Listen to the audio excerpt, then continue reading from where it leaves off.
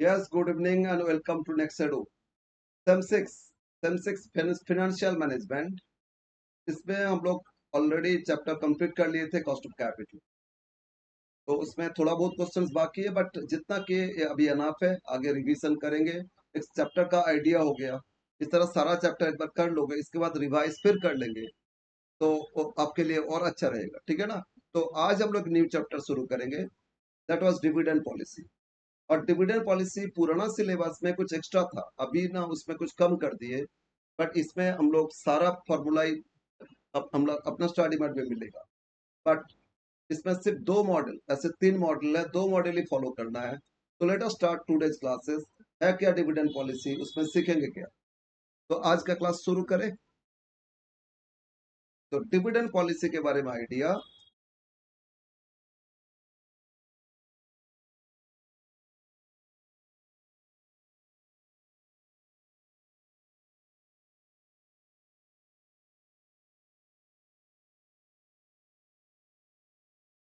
आज हम लोग सीख रहे हैं, जो चैप्टर हम लोग सीखेंगे उसका नाम है, चैप्टर का नाम है डिविडेंड पॉलिसी।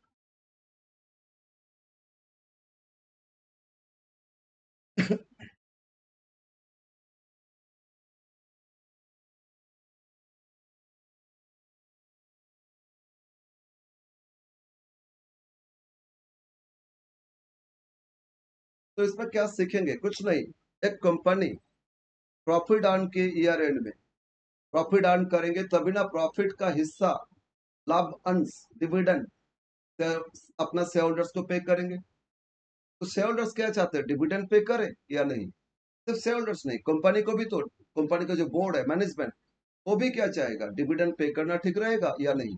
तो ये जो decision decision for distribution of dividend for the year, ये जो for the year distribution of dividend, इसका जो डिसीजन ले रहे हैं, पे किया जाए या नहीं पे किया जाए, इस डिसीजन लेने के लिए हम लोग कुछ फॉर्मूला देखेंगे, उसके हिसाब से डिसीजन लेंगे। इस कंपनी शुड पे डिविडेंड और नॉट पे डिविडेंड, ये डिसीजन लेना होगा। तो decision for decision, this is nothing but for distribution of dividend,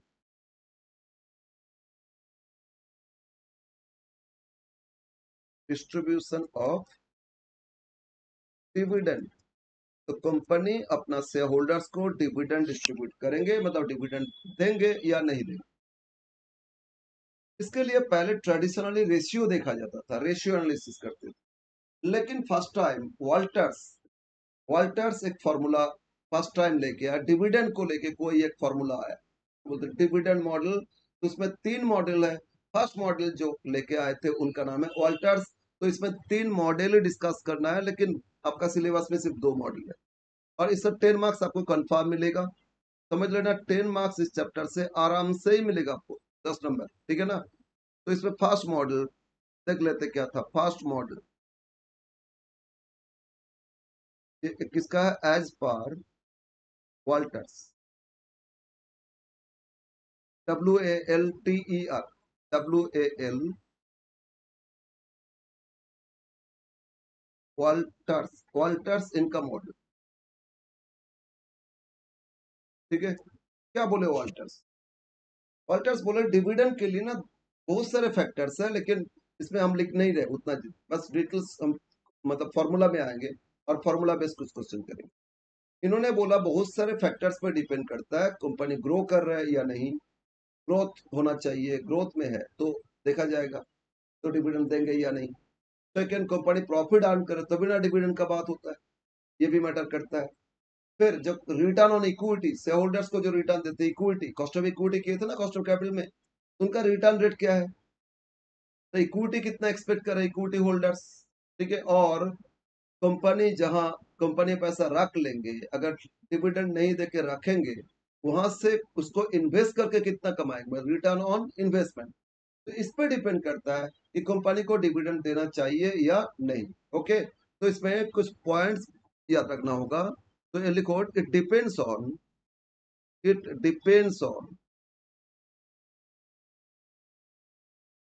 on following. बस कुछ चीज हम लिखेंगे। एक, earnings of company with growth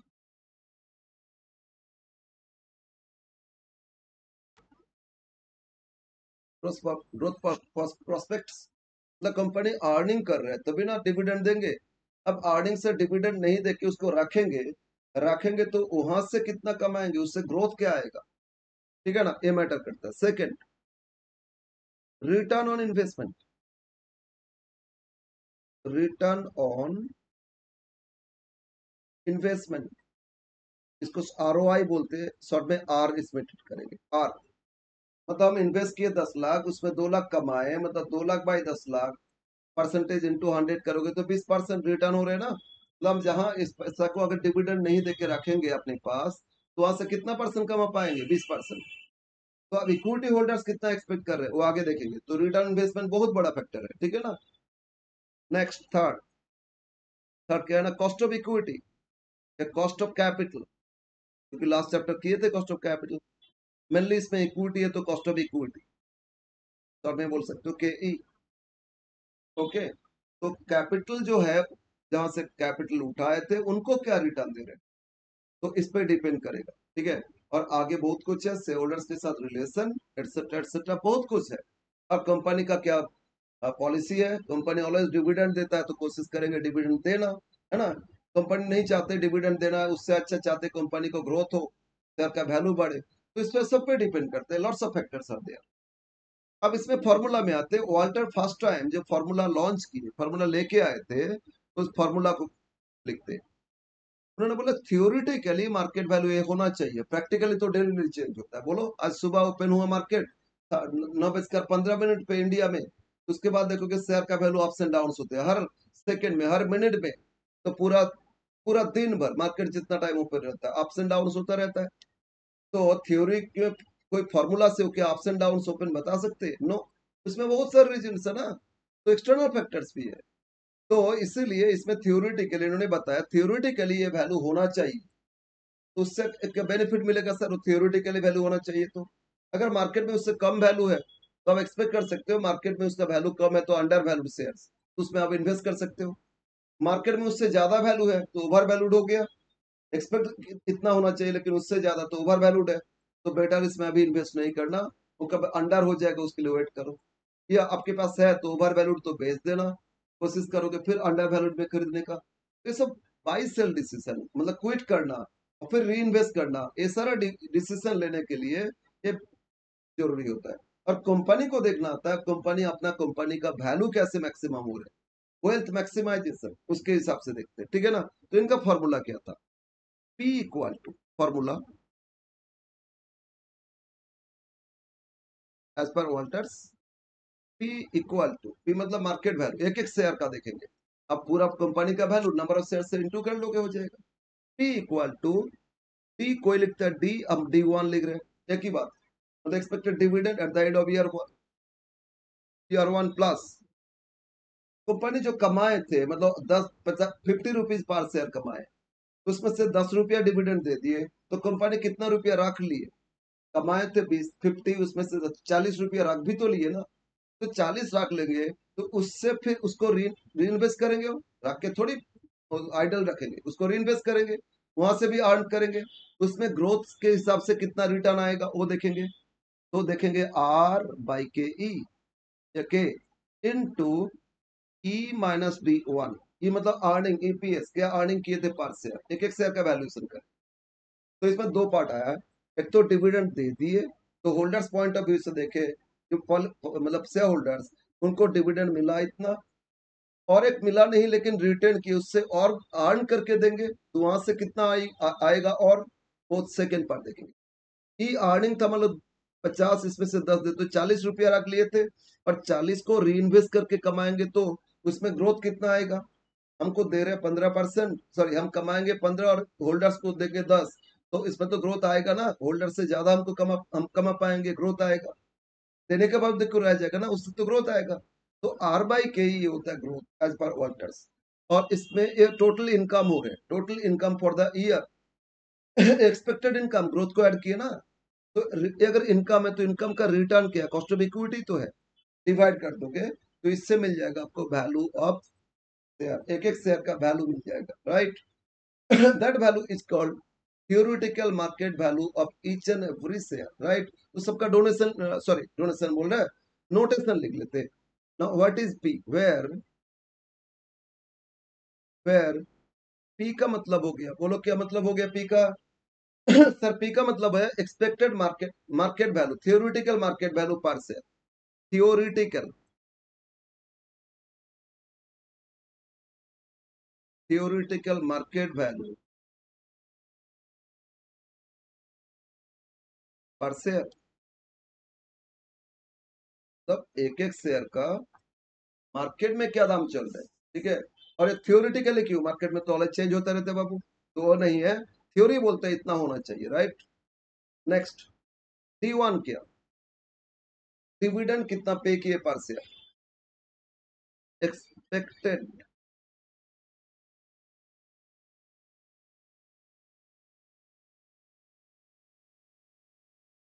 dividend per share eight year 1। आज आप इन्वेस्ट करोगे, आज थोड़ी मिलेगा, तो ईयर 1 एक साथ बाद जो कमाएंगे उससे उससे ही तो आपको देंगे ना, तो इसलिए D1 लिखे। मान ली ईयर एंड में कंपनी क्या कब डिसीजन लेते हैं डिविडेंड देना, नहीं ईयर एंड हो गया, प्रॉफिट अर्न किए तो उसके हिसाब से डिसीजन लेते हैं, अच्छा चलो इससे कुछ डिविडेंड दे देते हैं, या नहीं इससे डिविडेंड देंगे नहीं, उसका रख देंगे तो उससे ज्यादा और कमा लेंगे, उसमें बेनिफिट मिले, ठीक है। नेक्स्ट आर, आर मतलब return on investment, rate of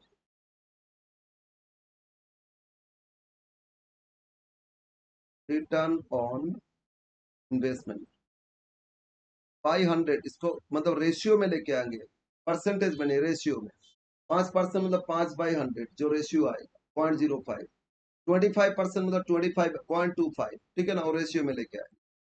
और K E cost of equity, cost of capital या equity divide by 100, cost of equity आ जाएगा, ठीक है ना, ये भी रेशियो में लेके आएंगे। और E equal to earning per share, एक एक शेयर पे earning at the end of year 1, क्योंकि डिविडेंड देंगे ईयर 1 में, तो ईयर एंड में कितना अर्न करेंगे उसी से ना देंगे, and eight the end of year 1। अब बस ये सारा वैल्यू मिल गया, D1 कितना दे रहे हैं, अर्निंग कितना किए थे, D1 इतना दे दिए, होल्डर्स को अर्निंग हो गया होल्डर्स का, और अर्निंग में से डिविडेंड देने के बाद बाकी रिटर्न किए उससे कुछ कमाएंगे, और ग्रोथ आएगा, ग्रोथ रेट हो गया R/K ही इसमें, और उस तो मतलब टोटल इनकम हो जाएगा, टोटल रिटर्न आ जाएगा, एक बार दिए एक बार देने वाला है, ठीक है ना। अगर टोटल इनकम और in cost of equity, equity holders का एक्सपेक्टेशन इतना परसेंट के हिसाब से हम कमाएंगे, तो उतना रेट के हिसाब से वैल्यू क्या, डिवाइड बाय रेट कर दोगे वैल्यू आ जाएगा, ठीक है। Sir divide by rate value कैसे आता है, एक चीज देखो, हम मान लो 100 रुपया कहीं पे लगाए और 10 रुपया कमाए, तो बोलो कितना परसेंट है, 10% रिटर्न आया ना, 10% रिटर्न आया। अब आपको कितना इन्वेस्ट किए थे नहीं दिए, इस वैल्यू नहीं दिए, लेकिन 10 रुपये कमाए और 10% के हिसाब से, तो डिवाइड बाय 10% करो, 10/10% देखो 100 रुपया वैल्यू आ जाएगा। तो इनकम के हिसाब से रिटर्न डिवाइड करोगे, इक्विटी का रिटर्न तो वैल्यू ऑफ इक्विटी आ जाएगा ना, इसीलिए कॉस्ट ऑफ इक्विटी से डिवाइड कर देंगे, वैल्यू ऑफ इक्विटी आ जाएगा। तो इसी ये इनकम सही, इनकम से capitalization, capitalization of profit method बोल सकते हो, ये फॉर्मूला अप्लाई किया जा रहा है, ठीक है। इस फॉर्मूला से वैल्यूएशन करोगे, क्या वैल्यूएशन करोगे, एक एक शेयर का थियोरिटिकली मार्केट वैल्यू क्या हो रहा है, बोलो क्लियर है। ओके अब आ जाते, इसमें क्या डिसीजन है, सर इससे तो वैल्यू मार्केट वैल्यू फाइंड कर लेंगे, तो उससे क्या पता चलेगा।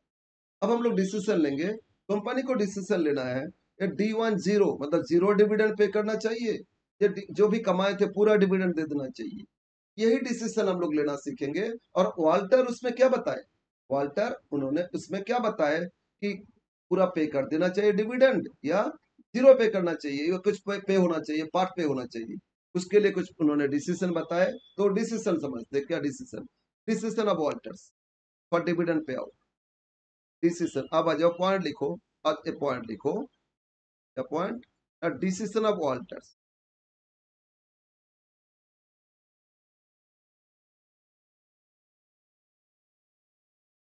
for dividend payout.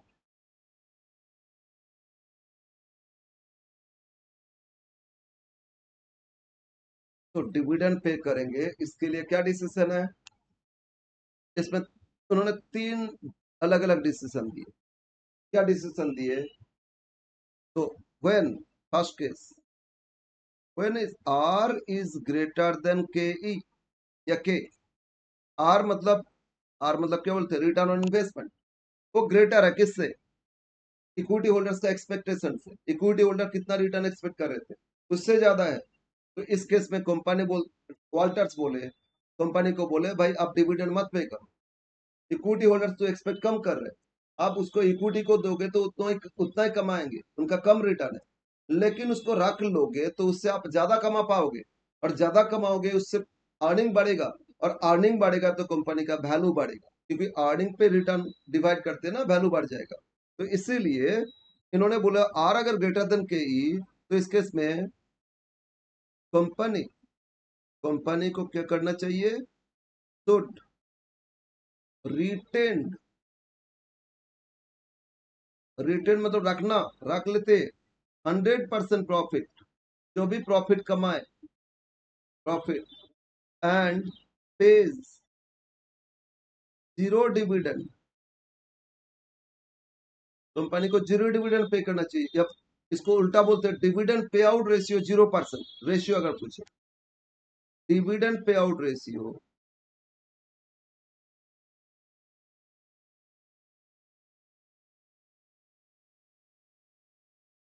Equal to 0%, मतलब जीरो डिविडेंड। तो for maximization of company, value of company, for maximisation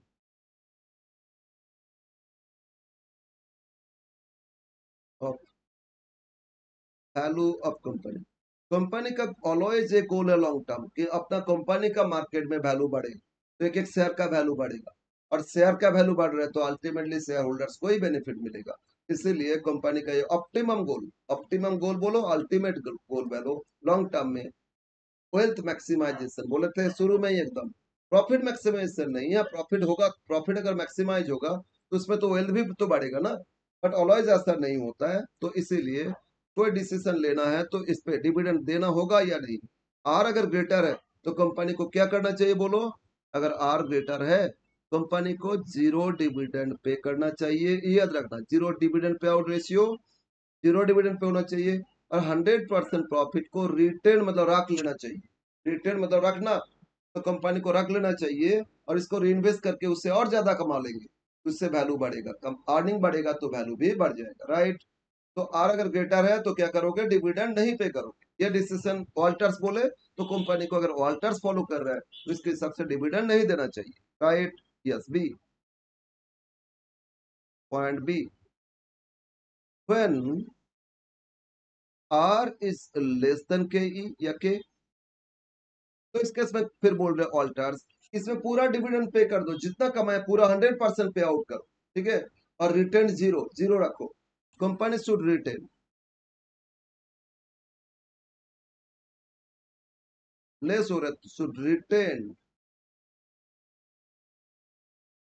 zero profit, मतलब पे आउट रेशियो जीरो, है ना। जीरो प्रॉफिट मतलब क्या है? पे आउट नहीं कर रहे, सॉरी 100% पे आउट हो रहे ना। जीरो प्रॉफिट मतलब रिटेन, रिटेंशन, रिटेंशन रेशियो कितना? 0%। रिटेन जीरो प्रॉफिट मतलब 0% रिटेंशन, तो pay out 100%, and pays, and pays 100% dividend, 100% earning as dividend, जो भी अर्न किए तो पूरा 100% डिविडेंड दे दो। क्या बोल रहा कंपनी? इस केस में अगर जितना रुपया कमाए तो पूरा सबको डिविडेंड दे दो, तो इससे ही आपको भला है। 100% डिविडेंड मतलब DP ratio 100% for maximization of value of company, इस केस में भी कंपनी का वैल्यू मैक्सिमम होगा पे करने से, ठीक है। फॉर मैक्सिमाइजेशन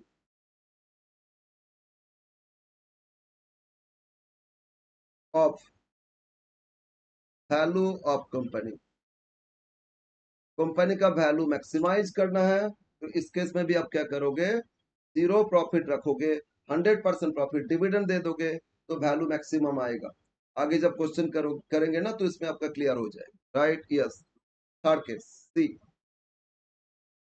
अगर कंपनी क्या कर रहा है, इफ व्हेन, तो तीन थर्ड क्या हो सकता है, आर इक्वल टू के, मतलब इक्वल हो गया ना, एक ग्रेटर है एक लेस है, थर्ड इक्वल। तो इस केस में बोल रहे हैं कंपनी का चाहे डिविडेंड पे करे या ना पे करे, कोई इम्पैक्ट नहीं आएगा value of company, value same रहेगा। There is no effect, there is no effect in value of company, मतलब market value of company, either dividend paid or not, either dividend paid or not। इस case में बोल रहे हैं अगर dividend pay कर दे, तो भी जो वैल्यू आएगा एक शेयर का, मार्केट वैल्यू मतलब पी, और नहीं भी पे करे तो भी जो वैल्यू आएगा वो दोनों इक्वल आएगा, राइट। तो ये था तीन डिसीजन एज पर वॉल्टर्स। और ग्रेटर पे नहीं नहीं करोगे, टोटल रिटेन करोगे, उससे मैक्सिमम होगा कंपनी का वैल्यू, मतलब एक एक शेयर का वैल्यू मैक्सिमम हो जाएगा। और अगर आर लेस है तो पूरा 100% जो भी प्रॉफिट कमाए 100% पे आउट कर दो, तो इस केस में वैल्यू मैक्सिमम आएगा। लेकिन अगर आर इक्वल टू के ई है, तो ना तो maximum minimum, always value unchange रहेगा, तो मार्केट वैल्यू रिमेन अनचेंज, कोई इफेक्ट नहीं आएगा, आइदर डिविडेंड पेड और नॉट। ओके, बस इसी बेसिस पे ऑल्टर्स का क्वेश्चन पूछा जाता है और कैलकुलेशन करके बताते मार्केट वैल्यू क्या हो रहा है, ठीक है ना, यस। तो अब हम लोग आ जाते हैं कुछ क्वेश्चन में। अपना जो स्टडी मैट है उसको ओपन करो, उसी से मिल जाएगा, उसी से ही क्वेश्चन करेंगे। हम ऐसे लिस्ट ले सकते हैं अपने मन से, बट जरूरत नहीं, हम लोग उसी से ही करेंगे, हो जाए, ठीक है ना, yes. First question lengthy question है, क्वेश्चन इसको करते, अच्छा इससे पहले ना क्वेश्चन 3 करते, इसके बाद फर्स्ट करें क्वेश्चन 3।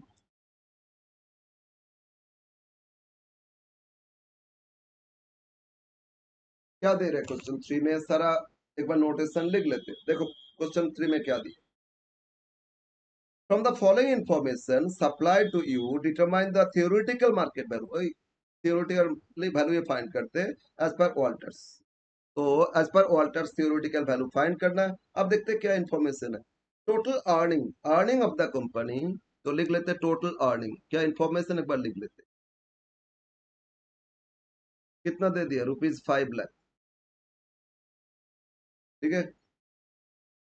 और क्या दिया, डिविडेंड पे किए, कंपनी कुछ पे किए डिविडेंड, तो डिसीजन तो ले चुके ऑलरेडी। तो क्वेश्चन में क्या आएगा आगे देखेंगे, डिविडेंड पेड, ये लिख लेते हैं, डिविडेंड पेड, कितना पे कर चुके, 3 लाख का डिविडेंड ऑलरेडी पे कर चुके। हाँ सर। अब नंबर ऑफ शेयर्स दे दिए, कितना, नंबर ऑफ शेयर्स कंपनी में था 1 लाख शेयर्स, तो हम लोग को क्या चाहिए, देखो ये वॉल्टर्स के लिए डिविडेंड पर शेयर चाहिए, है ना, एक्सपेक्ट डिविडेंड पर शेयर चाहिए, तो ईयर एंड में प्रॉफिट कमाए अब तो डिविडेंड देंगे ना। और क्या चाहिए ना, डी1 चाहिए, और रिटर्न ऑन इन्वेस्टमेंट चाहिए, के ई कॉस्ट ऑफ इक्विटी चाहिए, और अर्निंग ईपीएस चाहिए। तो पहले फाइंड कर लेते ईपीएस और डीपीएस, डिविडेंड पर शेयर, वो भी है ना। तो इसमें ईपीएस, ईपीएस इक्वल टू ई लिखते हैं। तो ये जो टोटल अर्निंग, टोटल अर्न लिख ले, तो एक बार फॉर्मूला, टोटल अर्निंग, कंपनी बोलो टोटल कितना कमाए, और उसमें कितना शेयर्स था, नंबर ऑफ शेयर्स, इससे क्या ईपीएस आ जाएगा। हाँ सर, तो टोटल अर्निंग 5 लाख, और कंपनी में 1 लाख शेयर्स है, मतलब कंपनी पर शेयर कितना कमाए थे, 5 रुपया कमाए थे, यस सर। अब आ जाते हैं, कंपनी 5 रुपया तो कमाए, डिविडेंड कितना दिए, डीपीएस, दैट इज डी1 पे कर चुके eight the end of year, है ना। टोटल 3 लाख डिविडेंड दिए, और बोलो पर शेयर कितना, नंबर ऑफ शेयर था 1 लाख, हम अब फॉर्मूला नहीं लिखे, total dividend by number of share, ठीक है ना। 3 लाख डिविडेंड दिए, 1 लाख होल्डर्स को, मतलब पार्शियल डिविडेंड कंपनी दिए कितना, 3 रुपया डिविडेंड दिए। तो ई मिल गया हम लोग को, D1 भी मिल गया। बोलो बोलो बोलो, यस। और के ई चाहिए, और के ई चाहिए, है ना, आर और के ई चाहिए। तो आर देखते क्या है, फिर बोल रहा सर क्वेश्चन नंबर हम लोग 3 कर रहे हैं। नेक्स्ट लास्ट लाइन दिया, रिटर्न ऑन इन्वेस्टमेंट। अच्छा, प्राइस अर्निंग रेशियो दिया, अच्छा क्यों दिया देखेंगे। Rate of return investment R equal to rate of return on investment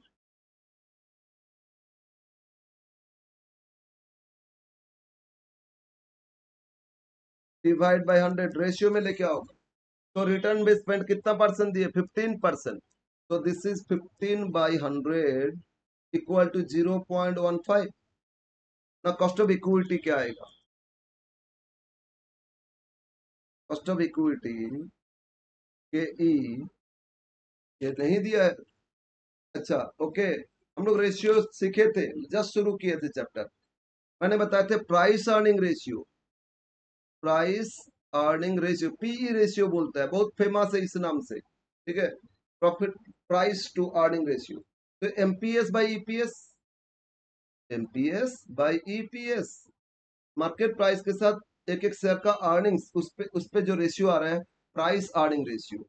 और इसी का उल्टा करोगे तो रिटर्न ऑन इक्विटी होता है, इक्विटी का रिटर्न कहता है EPS by market price, NP into 100, ये प्राइस अर्निंग रेशियो मॉडल। और ग्रोथ है तो इसमें ग्रोथ जोड़ लेते थे। तो रिटर्न ऑन इक्विटी इसी का रिवर्स हो रहा है ना। और इंटू 100 नहीं, इंटू 100 तो परसेंटेज आएगा, फिर इसको 100 से डिवाइड करके रेशियो में लेके आएंगे। तो ईपीएस ईपीएस बाई एमपीएस कर लो ना, मतलब 1 by price earning ratio cost of equity हो जाएगा। तो कहीं पे कॉस्ट ऑफ इक्विटी दे रहे हैं, सॉरी प्राइस अर्निंग रेशियो दिया है, तो उसमें कॉस्ट ऑफ इक्विटी लिखोगे 1 divide by PE ratio. P ratio दे दिया तो 1/P रेशियो करोगे तो कॉस्ट ऑफ इक्विटी मिल जाएगा, राइट, यस सर। तो कॉस्ट ऑफ इक्विटी कितना दिए थे, सॉरी पी रेशियो, ये दे दिए थे 8। पी रेशियो कितना दिए, एक बार क्वेश्चन दे 8। तो 1/8 डिवाइड करो 0.125, अगर इंटू 100 करोगे 12.5% आएगा। फिर रेशियो में लेके आना है, जैसे आर सबको रेशियो में लेके आए ना, इसमें ऐसे ही रहने दो। ऐसे परसेंटेज क्या आएगा बोलो, 12.5%, इधर परसेंटेज इंटू 100 करोगे 15%। Okay, yes. तो अब देखते हैं मार्केट वैल्यू क्या है। Now now as per Walter, as per Walter, P equal to D1, कोई डी लिखता है, एक ही बात है भाई, कोई प्रॉब्लम नहीं। आर बाई के ई, कोई के लिखते, इंटू ई माइनस अर्निंग क्या था, उसमें से डी कितना दे दिए डिविडेंड, ये रिटेन अर्निंग से ही तो ग्रोथ आएगा ना, उससे कमाएंगे। और by K E cost of equity, ये फॉर्मूला अप्लाई करोगे तो एक एक शेयर का वैल्यू मिल जाएगा प्रेजेंट पोजीशन में, ठीक है ना। डिविडेंड तो दे चुके, तो अब लिखो पी इक्वल टू, अब बताओ तो डिविडेंड कितना दिए थे, 3 रुपया, 3 रुपया दिए थे ना डिविडेंड, प्लस आर क्या है, 0.15 डिवाइड बाय के ई का है, के 0.125, ठीक है ठीक है ठीक है, बोलो, इनटू ई अर्निंग पर शेयर 5 फाइंड किए थे, और इसमें डिविडेंड पर शेयर 3 दे दिया था, होल डिवाइड बाय के ई 0.125, ठीक है। तो इससे आ जाएगा रेट आपका, sorry market theoretical market price पर शेयर, एक एक शेयर का प्राइस, राइट, बोलो यस यस। नेक्स्ट, अब फॉर्मूला में कैलकुलेशन कर लो इसको। पहले ब्रैकेट का काम होता है, तो ब्रैकेट करोगे 3 एज इट इज रखो, प्लस, अच्छा 0.15 को डिवाइड कर दो ना एक बार, 0.15 को अब डिवाइड कर दो, कितना से डिवाइड करोगे, 0.125, ठीक है ना। तो 0.15 divide by 0.125 is equal to 1.2, 1.2 multiplied by 5 - 3 क्या होता है, 2, राइट, डिवाइड बाई 0.125, क्लियर है, यस। अब कैलकुलेशन करो, तो 1.2 आया था, इसमें 2 से मल्टीप्लाई करो, इंटू 2, पहले मल्टीप्लाई होता है बाद में ऐड होता है, ब्रैकेट, नहीं तो ये नहीं करोगे भूल से, 3 + 1.2 इंटू 2 करोगे, गलत हो जाएगा। तो इसमें 2 इंटू की तो 2.4, 2.4 प्लस इसमें 3 जोड़ लोगे तो 5.4, this is equal to 5.4 divide by 0.125, divide करो, एक एक शेयर का वैल्यू आ जाएगा, डिवाइड बाय पॉइंट कितना 125, it comes to rupees 43.20, sorry full लिखे 43, एक बार फिर लिख लेते हैं, एक एक शेयर का मार्केट वैल्यू कितना आ रहा है बोलो ना, 43 पॉइंट। तो अगर कंपनी डिविडेंड पे किए 3 रुपया, तो कंपनी का एक एक शेयर का वैल्यू मार्केट में डिविडेंड पे करने के बाद होना चाहिए कितना, 43.2। बोलो क्लियर है? बट क्वेश्चन कंप्लीट नहीं है, क्वेश्चन में तो एक तो बोले थे थियोरेटिकल मार्केट वैल्यू बताओ जहां डिविडेंड पे किए 3 लाख, तो ये तो हो गया ना।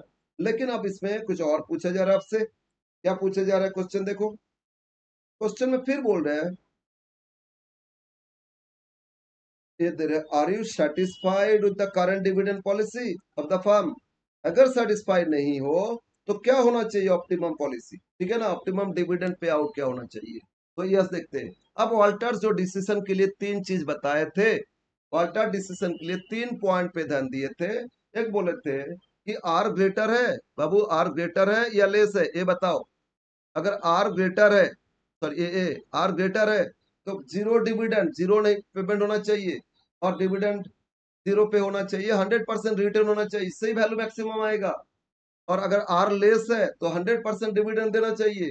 हाँ, आर इक्वल टू के ई हो गया, इसमें दो ना दो कोई प्रॉब्लम नहीं है, मार्केट वैल्यू सेम रहेगा, ये तो बताया उन्होंने। तो इसमें आप बोलो, अब आप इस क्वेश्चन में आ जाओ, क्वेश्चन को देख के आप ही बता दोगे क्या डिसीजन, कंपनी गलती की है या कंपनी ठीक की है। बोलो आर कितना परसेंट था, 15% है ना, 0.15 इंटू 100, 15%, 0.125 इंटू 100 करोगे तो 12.5%, बताओ बताओ है या नहीं। तो अब इसमें रिटर्न तो ज्यादा है 15%, ये आपका कम है 0.125, आर इज ग्रेटर देन के। तो वाल्टर क्या बोले, अगर आर ग्रेटर है तो जीरो डिविडेंड पे होना चाहिए था, लेकिन कंपनी तो 3 रुपया डिविडेंड दे दिए, 5 में से 3 मेजर पार्ट दे दिए, तो कंपनी का डिविडेंड पॉलिसी गलत है एज पर वाल्टर। तो लिखो here R is greater than K E, R is greater than K E, ऐसे लिख सकते हो, ब्रैकेट में 15% था और ये कितना 12.5%, are is greater than K E. तो company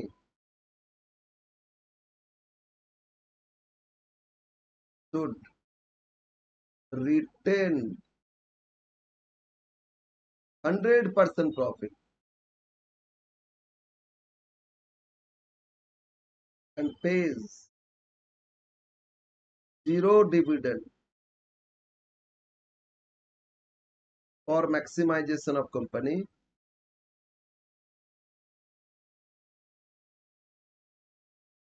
company as per Walter, Walter के हिसाब से तो कंपनी को जीरो डिविडेंड पे करना चाहिए, बट कंपनी डिविडेंड पे कर दिया कितना, 3 रुपीज, तो company current dividend policy was not correct, but company page, company page rupees 3 dividend, है ना। बोलो बोलो, कंपनी 3 रुपया डिविडेंड दे चुके या नहीं। तो dividend policy is not correct, dividend policy of company is not correct, company को डिविडेंड नहीं देना चाहिए, वाल्टर यही चीज बोले। तो वाल्टर्स का बात अगर सुनना है किसी कंपनी को, कंपनी जब डिविडेंड देता है ना इस तरह, कोई किसी मॉडल को फॉलो कर लेते, ठीक है ना, कोई वाल्टर्स का फॉलो कर रहे, कोई और मॉडर्न मॉडल, कोई एमएम अप्रोच फॉलो करते, तो बट इसमें उसके हिसाब से आप डिविडेंड डिसीजन ले सकते हो, तो कंपनी को डिविडेंड नहीं पे करना चाहिए था, है ना।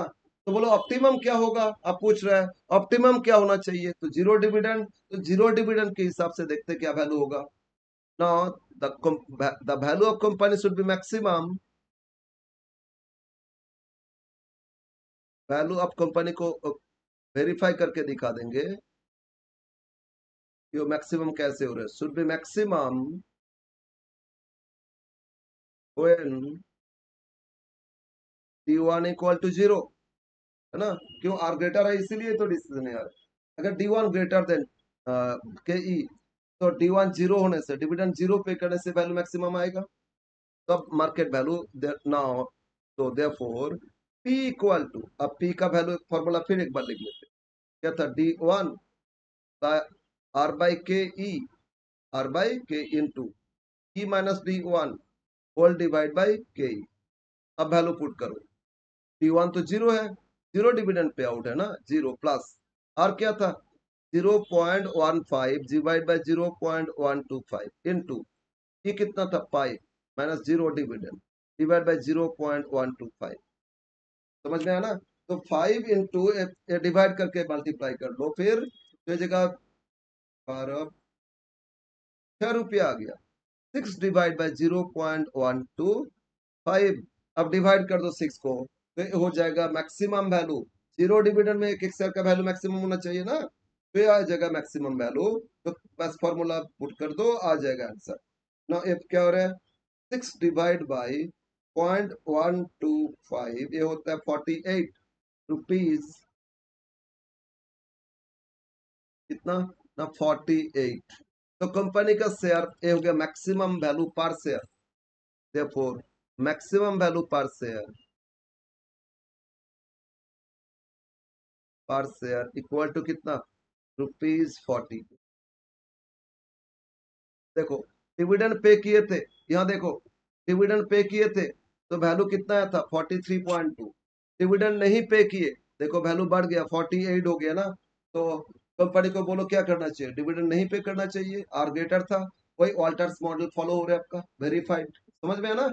अच्छा हम एक बार इन्वेस्टर्स पॉइंट ऑफ व्यू से देखते हैं। इन्वेस्टर, आप मान लो इसमें एक शेयर खरीदे थे, एक ही शेयर खरीदे थे। अब बताओ, आपको कंपनी डिविडेंड दिए कितना? डिविडेंड आपको दिए 3 रुपया, और डिविडेंड दिए तो आपका शेयर वैल्यू मार्केट में हो गया कितना? 43.2।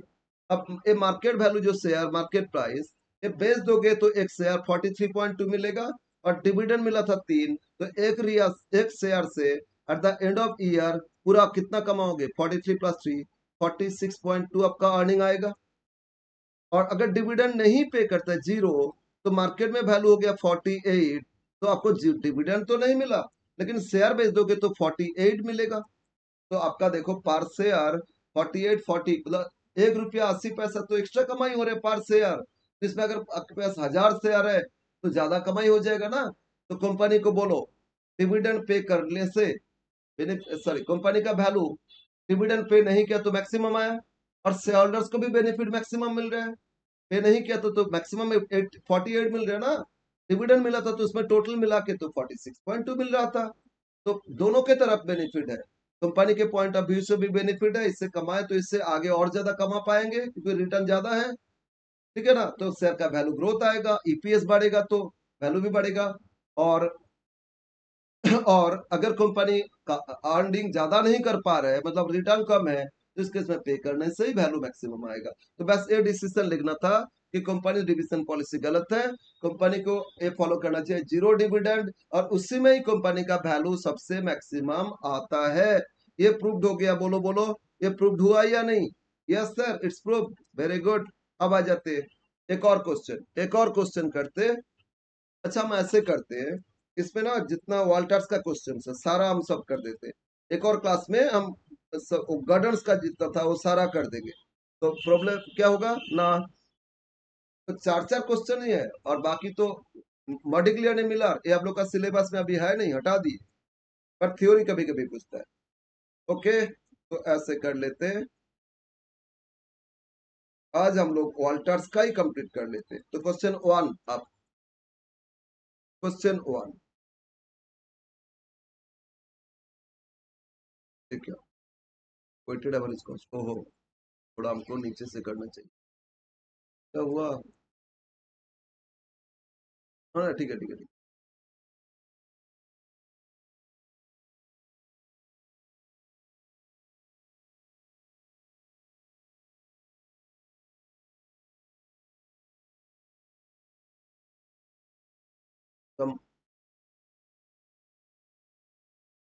मार्केट वैल्यू पार्ट, यस ये कर रहे थे। अब है जो क्वेश्चन वन, सबसे लेंदी क्वेश्चन है इस चैप्टर में, मुझे जितना क्वेश्चन वन में ही दे दी।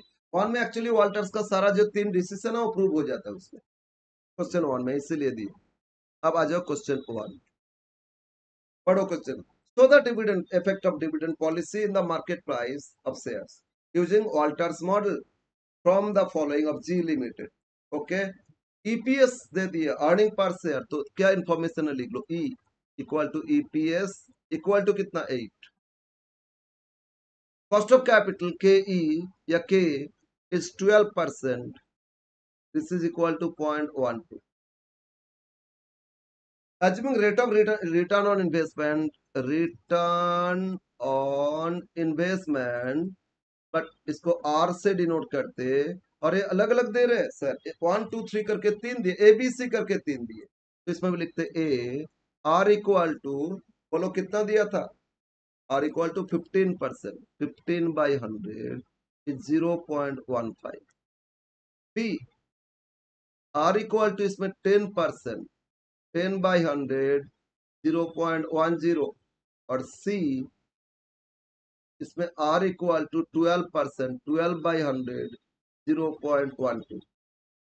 सर 3 जो दे रहे हैं, तो इसमें क्या डिसीजन आ रहा है, देखो हम लोग जो अल्टर्स मॉडल सीखा, आर ग्रेटर या आर लेस और या आर मोर, किससे, के ई, तो बोलो इसमें आर कितना 15% और के ई कितना 12%, तो जो फर्स्ट केस आया, इसमें are is greater than K ई आया, बोलो बोलो है या नहीं, यस सर।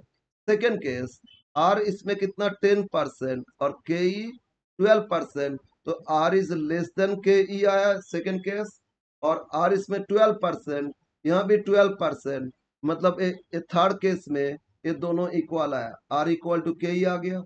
तो ऑल्टर्स के हिसाब से 10 डिसीजन था ना, R greater, R less, R equal, तो फर्स्ट केस में आर ग्रेटर तो जीरो डिविडेंड में मैक्सिमम आएगा value, yes sir. Second case में लेस है तो 100% पे करने से मैक्सिमम आएगा वैल्यू, और थर्ड केस चाहे पे करे नहीं पे करे, ऑलवेज वैल्यू एक कंपनी का शेयर का वैल्यू सेम रहेगा। बस यही आपको प्रूव करना है, मतलब ये सारा सॉल्व करना है। बोलो क्लियर है। आप देखते हैं डिविडेंड कितना दे रहे हैं, dividend, dividend per share D1, clear है, इतना समझ में है ना, यस। आप लिखो D1 expected DPS equal to D1, इसमें फिर 1 2 3 4 5 अलग अलग दे रहे हैं। फर्स्ट केस बोला डिविडेंड पे आउट रेशियो कितना 0%, जीरो मतलब डिविडेंड जीरो दे रहे ना। टीपी रेशियो मतलब एक एक शेयर पे जो अर्न किए उसमें कितना परसेंट डिविडेंड दे रहे, और dividend pay out ratio equal to तो 0%, तो D1 इक्वल टू क्या हो जाएगा, 0। अर्निंग तो 8 रुपया कमाए, तो 100% देंगे तो 8 रुपया ही दे पाएंगे, और 0 देंगे तो कोई देंगे नहीं डिविडेंड, तो D1 कितना हो गया, 0। इसमें 5 केस दे रहा था। सेकेंड, टीपी रेशियो इसमें दे दिए कितना 25%, तो D1 इक्वल टू, बोलो पर शेयर कमाई क्या था 8 रुपया, इसमें 25% दे दिए, मतलब आपका 2 रुपया डिविडेंड दे दिए। डिविडेंड पर शेयर इसमें 0 था, उसमें डिविडेंड पर शेयर 2 रुपया हो गया। थर्ड केस ये बोल रहे डीपी रेशियो कितना, 50%, तो D1 इक्वल टू 8 रुपया का 50% आधा, तो 4 रुपया डिविडेंड दे दिए। फोर्थ केस डीपी रेशियो इसमें दे दिया 75%, तो D1 इक्वल टू 8 रुपया का 75% करो, ये होता है 6 रुपीज। और फिफ्थ केस डीपी रेशियो ये दिया 100%, 100% मतलब D1 इक्वल टू 8 रुपया पे पूरा 100%, तो 8 रुपया डिविडेंड दे दी। तो मतलब एक एक कंडीशन में, मतलब आर इक्वल टू 15%, इसके हिसाब से 5 बार वैल्यूएशन करोगे, जहां D1 0, फिर D1 2, D1 4, D1 6 और D1 8, ये 5 अलग अलग वैल्यूएशन करोगे, राइट। तो अब फॉर्मूला लिखो और सॉल्व करना शुरू कर दो। ये सारा लिख लिए। नाउ एज पर वॉल्टर्स, क्या फॉर्मूला अभी अप्लाई कर रहे हैं हम लोग, वॉल्टर्स, तो एज पर वॉल्टर्स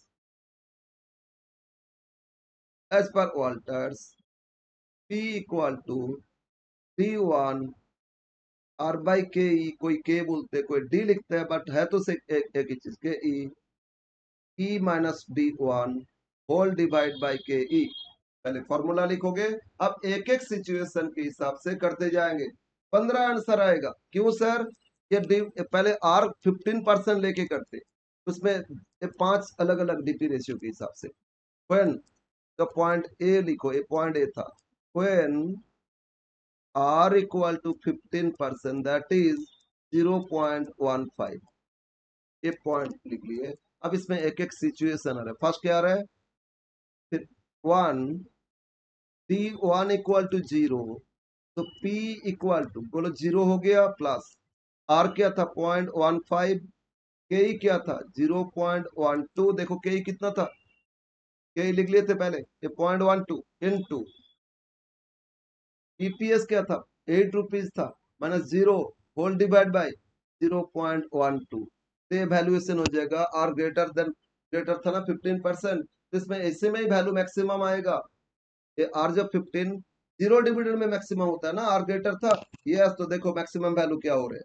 अब कैलकुलेशन करो मैक्सिमम वैल्यू क्या होता है, तो दैट शुड बी, क्या आएगा कैलकुलेशन, ये पहले यहाँ तो जीरो है छोड़ दो, तो 8 इंटू, अच्छा एक कर लेते, 0.15 डिवाइड बाई 0.12, ये होता है 1.25 इंटू 8 डिवाइड बाई 0.12, तो 1.2825 है, सॉरी इंटू कर लो कितना 8, तो होता है 10, तो कितना गया, this is equal to 10 divide by 0.12, तो 10 को डिवाइड कर दो 0.12 से, तो होता है 83 पॉइंट रुपीज, 83.33 तो मतलब अगर डिविडेंड जीरो पे करता है तो कंपनी का एक शेयर का वैल्यू मार्केट में होना चाहिए theoretically as per Walters 83 rupees 33 पैसा होना चाहिए। ये फर्स्ट पार्ट हो गया। अब सेकंड D1, जैसे D1 बढ़ते जाएगा तो देखोगे और वैल्यू भी कम होते जाएगा, जो आर ग्रेटर में जीरो डिविडेंड पे होना चाहिए, अप्रूव हो जाएगा। When second D1 equal to कितना 2 रुपीज, देखो देखो ये सेकंड D1 कितना 2 रुपीज आया था, तो 2 रुपीज के हिसाब से फॉर्मूला तो यही है, बस D1 2 पुट हो जाएगा, तो 2 plus 0.15 by 0.12 into 8 minus 2 divide by 0.12, बोलो यही तो है ना? Yes sir. तो 2 तो है रहने दो, प्लस 0.15 बाई 0.12 होता है 1.25 इंटू 6, 8 माइनस 2 6 डिवाइड बाई 0.12, पहले ब्रैकेट करोगे, मतलब ये इन सॉरी पहले मल्टीप्लिकेशन फिर एडिशन, पहले एडिशन फिर मल्टीप्लाई करोगे गलत हो जाएगा, ये सब ध्यान में रखना है कैलकुलेशन। तो अब 1.25 इंटू करो कितना 6 से, 1.25 इंटू 6 से इंटू करोगे तो कितना आ रहा है बोलो, ये आ रहा है आपका 7.5, तो 2 प्लस 7.5 तो सब 9.5 डिवाइड बाय 0.12, तो 9.5 को 9.5 डिवाइड बाय 0.12, ये होता है 79.6667। तो देखो जब 2 रुपया डिविडेंड दिए तो 83 की जगह कम हो गया मार्केट वैल्यू, कम हो गया ना, तो बोलो क्या है, डिविडेंड नहीं पे करना चाहिए, प्रूव होते जा रहे हैं। अब थर्ड D1 इक्वल टू कितना, थर्ड में 4 हो गया था, थर्ड में देखो 4 हो गया था, तो वैल्यू और घटेगा, जैसे डिविडेंड बढ़ते जाएगा वैल्यू घटते जाएगा। P इक्वल टू, तो 4 plus 0.15 by 0.12 into 8 minus 4 divide by 0.12, ठीक है ना? यस। ये कैलकुलेशन दिखा दोगे, एकदम नहीं कि कैलकुलेटर लेके फटाफट करके लिख देंगे, दो तीन स्टेज कैलकुलेशन दिखाना, ठीक है ना? तो 4 प्लस 1.25 इंटू 4 डिवाइड बाय 0.12, तो 1.25 इंटू 4 करोगे तो 5 आएगा, 5 प्लस 4 9 आ गया, तो 9 डिवाइड बाय 0.12, अब 9 को डिवाइड करो, 9 डिवाइड बाय 0.12 होता है 75, तो इस केस में और थोड़ा कम हो गया मार्केट वैल्यू, है ना? डिविडेंड बढ़ गया 2 रुपया, लेकिन मार्केट वैल्यू 4 रुपया कुछ डिक्रीज हो गया, सोचो सिर्फ 2 रुपया बढ़ा दिए तो, लेकिन मार्केट वैल्यू 4 कम हो गया, तो क्या फायदा है? डिविडेंड नहीं पे करेंगे तभी ना बेनिफिट ज्यादा। Yes, fourth case, when d1 equal to 6। अब तो एक ही फॉर्मूला, बोरिंग लगेगा आपको, है ना, एक ही फॉर्मूला से करना है। तो P equal to 6 plus 0.15 by 0.12, 8 minus 6 divide by 0.12, 6 plus, ये डिवाइड किए तो 1.25, ये डिवाइड किए कितना आया था 1.25 इंटू कितना 2, और डिवाइड बाई 0.12, यस। अब कैलकुलेशन करो, 1.25 इंटू 2 तो 2.5, 6 प्लस 2.5 तो ये हो गया 8.5 डिवाइड बाई 0.12, क्लियर। तो 8.5 डिवाइड बाई 0.12, अब वैल्यू हो गया 70 पॉइंट रुपीज 70.33, और घट गया देखो, डिविडेंड जैसे बढ़ते जा रहे हैं शेयर वैल्यू घटते जा रहे हैं। And last, when d1 equal to 8, पूरा डिविडेंड 100% दे देता है, तो p इक्वल टू बोलो कितना आएगा? p इक्वल टू 8 हो गया, प्लस 0.15 बाई 0.12, 8 माइनस 8 तो 0 आ गया, होल डिवाइड बाई 0.12, तो 8 और plus 0, zero into something bye something, zero, तो 0 डिवाइड बाय 0.12, तो 8 को डिवाइड करो 0.12 से, फाइनली वैल्यू आ जाएगा 8 divide by 0.12 is 66 point rupees 66.67। तो जब पूरा डिविडेंड पे कर देता है तो वैल्यू सबसे मिनिमम आता है ना, और जब डिविडेंड जीरो पे होता है तो शेयर का वैल्यू सबसे मैक्सिमम आता है। तो बोलो कंपनी को क्या करना चाहिए? तो आर ग्रेटर होने से डिविडेंड नहीं पे करना चाहिए, ये आपका प्रूव कर दिए। आर ग्रेटर था तो डिविडेंड नहीं पे करने से वैल्यू मैक्सिमम है। बोलो क्लियर है? यस। अब सेकेंड, ये एक पार्ट हुआ, इतना लेंथी क्वेश्चन नहीं पूछेगा आपको, है ना, 10 नंबर का है, तो अभी क्या करता है ना, इसमें थोड़ा कम कर देता है। पहले 15 मार्क्स में भी पूछता था, तो इसीलिए इतना सारे पूछ लेते। बोलो क्लियर है? बी, अब बी पार्ट में आ जाओ। वेल,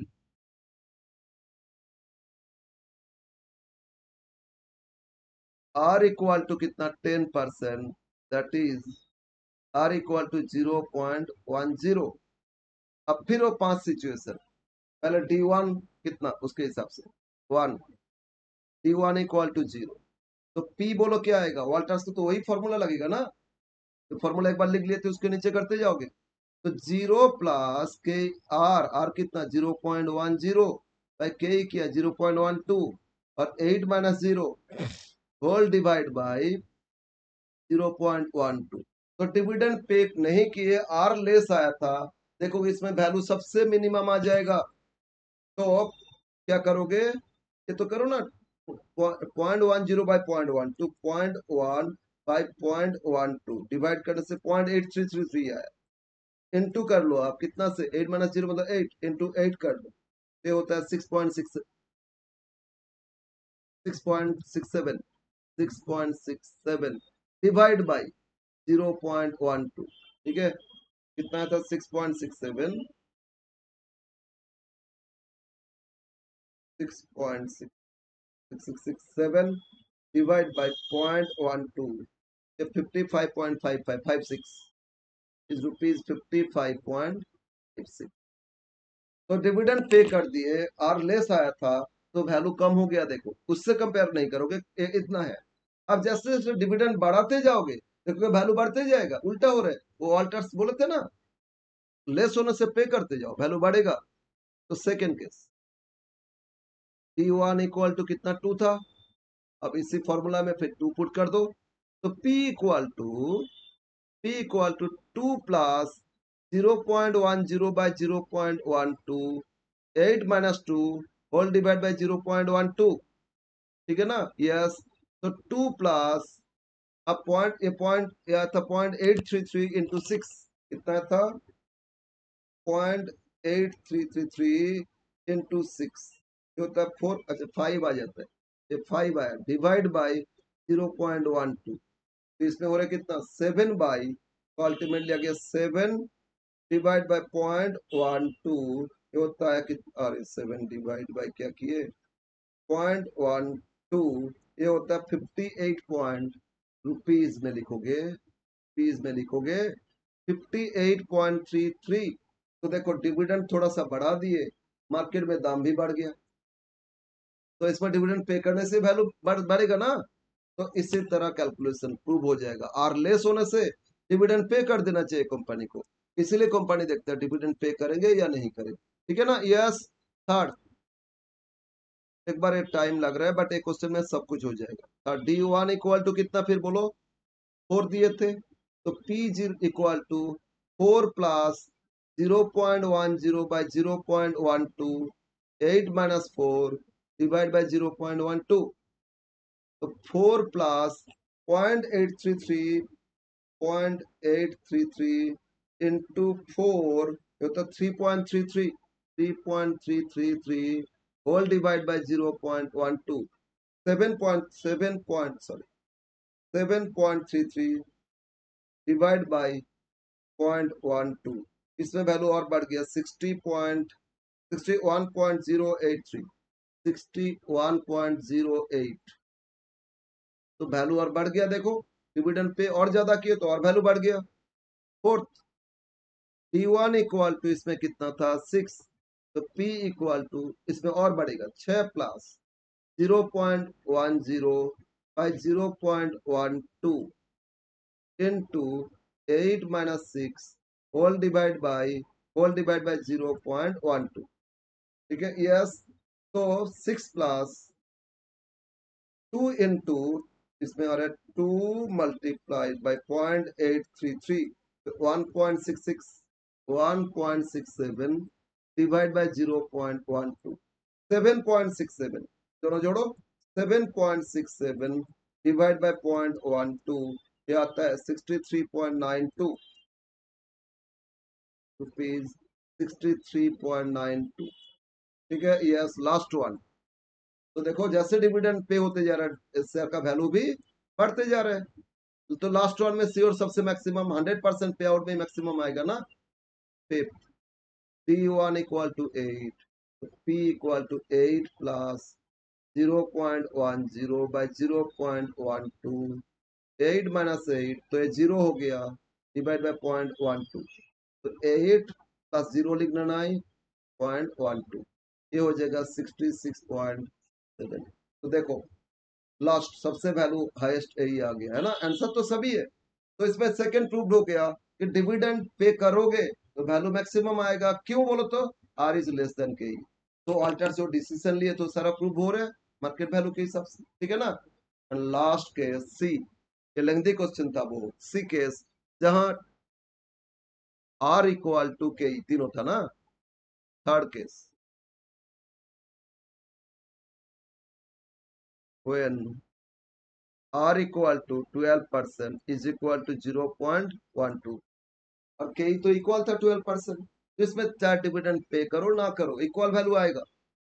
ठीक है। फिर वही case one, when d1 equal to 0, ठीक है, d1 इक्वल टू 0, तो p इक्वल टू, अब बोलो फॉर्मूला में एक बार लिख लेते, फिर यार लिखने का क्या जरूरत है, इतना बार तो कर लिए। d d1 0 plus r 0.12 by K E भी 0.12 into 8 minus 0 whole divide by 0.1। तो देखो ये तो 1 आ गया, 0.12 बाई 1 टू 1, तो 0 रहने दो। 8 8 बाई 0.12, 8 बाई 0.1, ये आएगा 66.6। ठीक है ना। Okay. Yes sir. Next second, second में बोला D1 इक्वल टू कितना 2, तो P equal to 2 plus 0.12 by 0.12, 8 minus 2 whole divide by 0.12, तो इसमें 2 हो गया, और इधर 6 इंटू 1 6 डिवाइड बाय 0.12, वही 8 बाई 0.12, मतलब 66.67। तो देखो डिविडेंड पे कर रहे हैं तो भी वैल्यू में कोई चेंज नहीं है, जीरो पे किया था तो भी वैल्यू सेम था, अब 100% भी पे करेंगे तो वैल्यू सेम रहेगा। अब हम ऐसे बीच में कुछ छोड़ रहे हैं, जब लास्ट कर लेते fifth, when d1 equal to 8, बीच में 4 6 का 2 कर लेना। ठीक है ना। 4 रुपया डिविडेंड दिए थे, 6 रुपया भी दिए थे ना, उसका वैल्यू भी आ जाएगा, देखोगे सेम आएगा। तो P equal to 318 plus 0.12 by 0.12 into E8 minus dividend payout 8 divided by 0.12, ये तो 0 हो गया। 0 into something 0, 8 by 0.12 is 66.67। तो चाहे डिविडेंड पे करे या ना पे करे, इस केस में कंपनी का मार्केट वैल्यूएशन में कोई चेंज नहीं आएगा, मार्केट में दाम सेम रहेगा। ये था वाल्टर्स का डिसीजन। तो इस केस में आप पे करो, पार्ट पे करो, कम पे करो, बेसी पे करो, कुछ भी पे करो, है ना, 100% पे करो, 25%, 75%, जीरो, सब में वैल्यू सेम आएगा। बट मेरा एक इसमें पर्सनल कंक्लूजन है, इसमें तो वाल्टर से ही बोले कि डिविडेंड पे करो ना करो कोई प्रॉब्लम नहीं, तो कंपनी डिविडेंड नहीं भी पे कर सकता है, तो नहीं पे करने से वैल्यू में कोई चेंज नहीं आएगा, ठीक है ना। लेकिन लेकिन लेकिन उसमें शेयर होल्डर्स के हिसाब से अगर देखा देखा जाए, मेरा ये है, लेकिन अभी वाल्टर्स नहीं बोले तो इसको नहीं देखना, आप लोग वाल्टर्स के हिसाब से अनचेंज बोल दोगे, लेकिन मेरा ये सभी केस में एक बार हम देख रहे हैं, सभी केस में। फर्स्ट केस देखो, डिविडेंड 0 पे किए थे, वैल्यू कितना आया था, कितना कमाई हो रहा है, देखते इन्वेस्टर्स पॉइंट ऑफ व्यू से। डिविडेंड 0 मिला था और मार्केट में 83.33, तो उनका टोटल एक एक शेयर पे अगर बेच देंगे तो 83.33 इनकम हो जाएगा। सेकेंड केस में डिविडेंड 2 रुपया मिला था और 79.67 उनको मार्केट में दाम चल रहा है, तो इसमें 2 रुपया ऐड करोगे 81.67 आएगा, तो टोटल कमाई एक शेयर से। तो बोलो नहीं पे करने से तो सबसे ज्यादा कमाई शेयर होल्डर्स को भी मिल रहा है ना, हम शेयर होल्डर्स का बेनिफिट अगर देखें तो। और लास्ट केस में आ जाते ये फर्स्ट सिचुएशन का, इसमें आया था कितना 66.67, 66, इसमें डिविडेंड 8 दिए थे और 66.67 है, तो 74.67 है, एक एक शेयर पे कमाई हो रहा है होल्डर्स का। तो होल्डर्स पॉइंट ऑफ व्यू से भी जीरो डिविडेंड में ही तो मैक्सिमम है ना, तो कंपनी भी बोल रहे जीरो डिविडेंड देना चाहिए, वाल्टर्स बोले थे, और कंपनी जीरो डिविडेंड दे रहे, डिविडेंड नहीं दे रहे, तो इसमें वैल्यू मैक्सिमम, और शेयर होल्डर्स को भी बेनिफिट मैक्सिमम पर शेयर, तो शेयर होल्डर्स का तो कोई प्रॉब्लम नहीं आएगा। तो सेकंड में भी देखोगे 100% डिविडेंड में ज्यादा बेनिफिट है, इतना इतना मिला 8 रुपया डिविडेंड, सबसे ज्यादा तो 100% पे आउट में ही आता है। पर थर्ड केस में एक बार समझो, यहाँ जीरो डिविडेंड है फर्स्ट केस, लेकिन मार्केट में दाम चल रहे 66.67, तो बेचोगे इतना ही मिलेगा, तो इनकमाई क्या होगा एक शेयर से 66.67। लास्ट केस 100% पे आउट था, तो डिविडेंड तो 8 रुपया मिले और मार्केट में दाम वही चल रहा है, तो कमाई तो हो जाएगा 74.67। तो बोलो शेयर होल्डर्स का पॉइंट ऑफ व्यू से अगर देखा जाए तो कमाई सबसे ज्यादा है, अर्निंग सबसे ज्यादा किसका हो रहा है, शेयर होल्डर्स का, अगर 100% डिविडेंड पे आउट करे। मार्केट वैल्यू में ठीक है, ठीक है, लेकिन बेनिफिट एक एक शेयर से कितना हो रहा है बोलो, share holders point of view से देखोगे तो इसमें शेयर होल्डर्स के हिसाब से डिविडेंड पे आउट हो जाना चाहिए, उसमें बेनिफिट है शेयर होल्डर्स का ज्यादा, मार्केट वैल्यू में कोई इंपैक्ट नहीं है, तो पे आउट होना चाहिए। बोलो ये डिसीजन हो रही है या नहीं। लेकिन यहाँ उन्होंने सिर्फ ये बोले अगर डिविडेंड के आर और के इक्वल होता है कोई इंपैक्ट नहीं होता है, उनके हिसाब से ठीक है, कोई इंपैक्ट नहीं है, मार्केट वैल्यू तो सेम है ना। पर अगर बेनिफिट देखे, शेयरहोल्डर्स का बेनिफिट 100% पे आउट में ही ज्यादा होता है। खैर ये मेरा पर्सनल ओपिनियन, किसी बुक में नहीं मिलेगा, तो ये अपना ओपिनियन है। अगर इन्वेस्टर पॉइंट ऑफ व्यू से देखा जाए तो इस केस में डिविडेंड 100% हो जाना चाहिए। बोलो क्लियर है। तो ये था क्वेश्चन वन, सबसे लेंदी, बट अभी 15 मार्क्स नहीं है, 10 मार्क्स कर दिए, इतना लेंदी नहीं पूछा जाएगा। बोलो एकदम क्लियर हो जाना चाहिए। तो बस इसमें और दो क्वेश्चन है, एक क्वेश्चन आप लोग के लिए होमवर्क रखेंगे, एक क्वेश्चन और करके देंगे, तो मोटा मोटी हम लोग ऑल्टर्स का कंप्लीट कर लेंगे। इसके बाद एक क्लास में गॉर्डन्स कंप्लीट कर लेंगे, बस 2 मॉडल हो गया कंप्लीट। कंप्लीट प्रैक्टिकल इससे बाहर देगा देगा नहीं, लेकिन ये चार चार क्वेश्चन है, आगे प्रैक्टिस करेंगे और हो जाएगा, ठीक है। पीछे ईयर्स का अपना स्टडी मेट में पीछे ईयर्स का कुछ चैप्टर क्वेश्चन है, उससे आप देख लोगे तो हो जाएगा। अब क्वेश्चन नंबर 2 आप लोग करोगे, 2 1 जैसा है कर लेना, ठीक है। हम 4 करेंगे, एक बार 4 करके देते हैं आप लोग को। क्वेश्चन 4, अब पढ़ो एक बार क्वेश्चन 4 क्या दिए।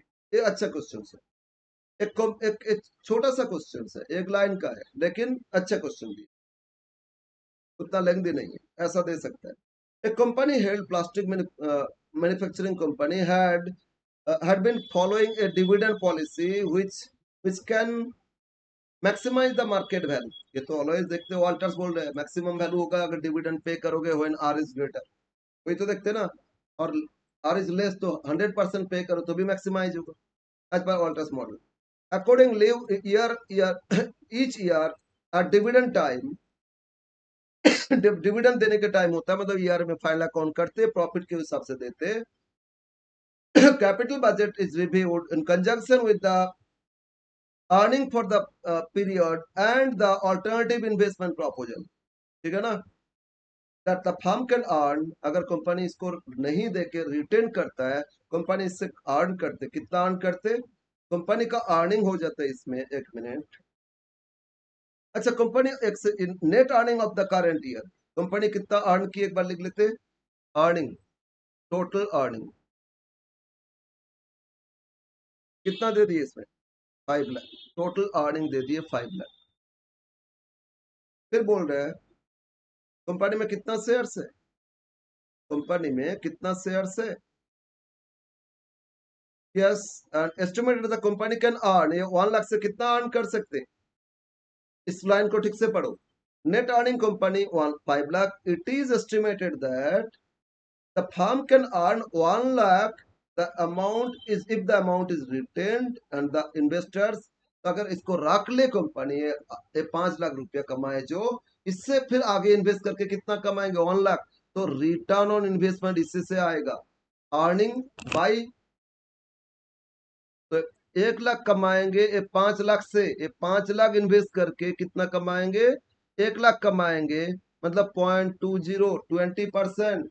तो आर आ गया, रिटर्न ऑन इन्वेस्टमेंट कितना परसेंट आ गया, 20%। बोलो 5 लाख पे 1 लाख 20% ही तो हो रहा है ना। यस, तो आर इससे मिलेगा आपको, डायरेक्ट नहीं दिए क्वेश्चन में, ये ध्यान से पढ़ना। फिर और क्या दे रहे हैं, अब हम 50,000 शेयर है, तो ईपीएस,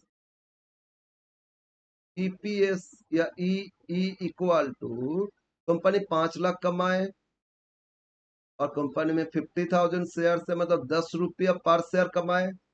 बोलो क्लियर है या नहीं। Yes sir. what would be the what should be the DP ratio of the company if to is maximize the wealth of the holders। तो कॉस्ट ऑफ इक्विटी तो देखना होगा सर, कॉस्ट ऑफ इक्विटी नहीं देने से ये सब कुछ कर ही नहीं सकते sir. Yes, cost of equity देखो क्या दिया है। यस दे रहे, और इन्वेस्टमेंट अपॉर्चुनिटी मतलब शेयर होल्डर्स का अपॉर्चुनिटी कितना परसेंट था, 10%। के ई दे दिए 10% इज इक्वल टू 0.10। तो बोलो आर कितना परसेंट है, शेयर होल्डर्स का अपॉर्चुनिटी इन्वेस्टमेंट अल्टरनेटिव अपॉर्चुनिटी कितना, उस पर रिटर्न कितना मिलेगा, 10%। शेयर होल्डर्स किसी और जगह लगाएंगे, हमसे डिविडेंड लेके वो कमाएंगे 10%, लेकिन हम उनको 20% कमा के देंगे, तो क्या उनको पैसा चाहिए या नहीं, पैसा डिविडेंड देंगे तो उतना कमा नहीं पाएंगे, तो कंपनी को रिटेन करना चाहिए। तो अब इसमें क्या होना चाहिए, सिंस यहाँ कुछ बोला नहीं कितना डिविडेंड पे करे, क्या पॉलिसी होना चाहिए, since R is greater than K E as per Walters, सिर्फ कोई ऑप्टिमम पे आउट के हिसाब से वैल्यूएशन करेंगे। As per Walters company should retain, और ग्रेटर है ना, रिटेन्ड 100% प्रॉफिट and T1 equal to 0 for maximization of maximum value of firm या कंपनी, ठीक है ना, वैसे लिखोगे। अब जीरो डिविडेंड के हिसाब से वैल्यूएशन करो, अब जीरो डिविडेंड के हिसाब से ना P equal to T1 plus R by K E into E minus T1 whole divide by K, right. तो जीरो डिविडेंड पे करने से मैक्सिमम, आर क्या था 0.20, के ई कितना 0.10, ईपीएस क्या कमाए थे 10, डिविडेंड 0 पे कर रहे, और के ई कितना 0.10, कैलकुलेशन करोगे तो आपको मिल जाएगा, क्या मिलेगा ना, एक एक शेयर का मार्केट में क्या दाम है, 20.20 बाई 2 हो गया, 2 इंटू मतलब 20, 20 डिवाइड बाय 0.10 इक्वल टू ₹200। तो ऑप्टिमम वैल्यू ए आएगा। अगर कंपनी डिविडेंड 0 पे करे तो वैल्यू कितना हो जाएगा बोलो? ₹200 हो जाएगा शेयर वैल्यू। और एक बार हम 100% पे आउट करके देखेंगे कि उसमें वैल्यू क्या आ रहा है, ठीक है ना? जो कंपनी का डायरेक्टर्स या कंपनी का मैनेजर्स हमको बोला क्या डिविडेंड पॉलिसी होना चाहिए, आप बताइए ना एक बार। तो हम बोलेंगे ना 100% पे कर दो। सिर्फ इससे इससे तो बोल सकते हैं, अरे देखिए ना आर ग्रेटर है तो इसलिए 100। उनको तो प्रूफ दिखाना पड़ेगा ना। तो अगर 0 पे किए तो इतना value. And when D 1 equal to 100% मतलब 10 रुपीज पर शेयर अर्न किए थे ना, 100% पे कर 10, दैट इज 100% पे आउट। पे आउट कितना? 100% डिविडेंड पे आउट, ठीक है ना? तो इस केस में पी क्या आएगा देखते। अगर पे कर दे, पी इक्वल टू डिविडेंड हो गया 10 प्लस आर 0.20 0.10 और 10 कमाए थे, 10 डिविडेंड दे दिए 0.10। तो इसमें हो रहा है zero, zero into something zero, तो 10/0.10 इक्वल टू 100 रुपया। तो अगर डिविडेंड 100% देता है, एक एक शेयर का वैल्यू 100 रुपया हो जाएगा। और डिविडेंड नहीं देता है, शेयर का वैल्यू 200 रुपया हो जाएगा। तो कहाँ बेनिफिट है बोलो? होल्डर्स का भी देखो ना। इसमें 0 डिविडेंड प्लस 200 कमाए, मार्केट में दाम चल रहा है, बेचने से मिलेगा 200 आएगा। इसमें 100 रुपया वैल्यू और 10 रुपया डिविडेंड दिए थे 110, तो 90 रुपीज तो ज्यादा बेनिफिट मिलेगा शेयर होल्डर्स को। तो कंपनी का भी बेनिफिट है और शेयर होल्डर्स का भी बेनिफिट है। Win win from both side. इसीलिए कंपनी इस सिचुएशन में डिविडेंड नहीं पे करना चाहिए, उसमें वैल्यू मैक्सिमम आएगा, पैसे लिखना था। बोलो क्लियर है, समझ में आया ना? तो ये था वाल्टर्स मॉडल कंप्लीट। ओके। अब नेक्स्ट क्लास में और एक जो मॉडल है वो था गॉर्डन्स मॉडल। गॉर्डन्स वाल्टर को क्रिटिसाइज किए थे, क्रिटिसाइज करके उन्होंने डिविडेंड ग्रोथ मॉडल लेके आए। और गॉर्डन्स मॉडल को डिविडेंड ग्रोथ मॉडल भी बोलते हैं। उन्होंने कुछ और फॉर्मूला से कैलकुलेशन किए, कैसे किए और वो क्रिटिसाइज किए थे, उसके बाद क्या हुआ अल्टीमेट, वो हम लोग आगे सीखेंगे। नेक्स्ट क्लास में कंप्लीट हो जाएगा, 2 दिन में कंप्लीट हो जाएगा ये चैप्टर, ठीक है? और इसके बाद एक और एम ए मॉडिग्लियानी मिलार मॉडल, ये दोनों को क्रिटिसाइज किए। लेकिन लेकिन वो आपको अभी सिलेबस से हटा दिए, आप लोग का सिलेबस में कवर नहीं किया जा रहा है, तो उसको हम लोग करेंगे नहीं। तो ये 2 मॉडल याद रखना है। तो नेक्स्ट है जो दूसरा मॉडल था वो भी कंप्लीट कर लेंगे, ठीक है? आज का क्लास यहीं पे रखते हैं। नेक्स्ट क्लास बस बाकी डिविडेंड पॉलिसी कंप्लीट कर लेंगे, 2 दिन में चैप्टर कंप्लीट हो जाए।